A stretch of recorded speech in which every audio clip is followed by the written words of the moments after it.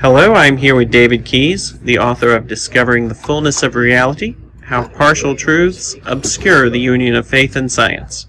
David is going to read us an excerpt from his book. Yes, and I'm going to start at the very beginning, the introduction.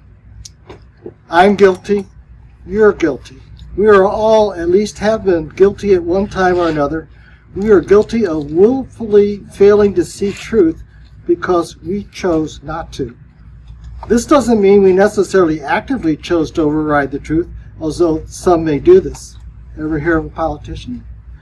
More often, however, we have simply chosen, consciously or unconsciously, to not investigate the truth and may not even be aware that we are choosing to ignore truth. We choose to be willfully blind to the truth for a variety of reasons.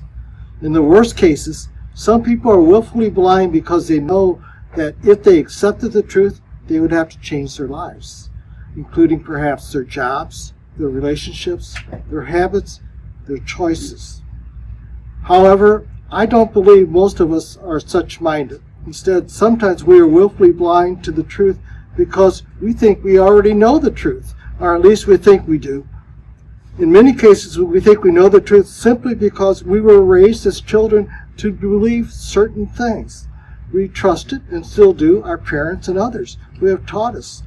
Trust is a good thing, but perhaps when your parents and teachers learned their truth, they misunderstood, or the information was an error, or the information no longer applies.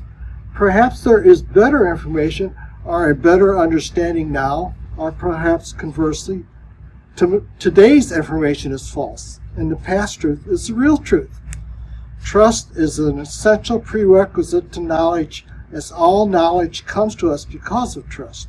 We trust our senses, our teachers, our reason, those who love us, even the equipment that makes the measurements used by scientists and others to determine truth. The trust does not make it true. So what should we do? You've been listening to David Keyes, reading from his book, Discovering the Fullness of Reality.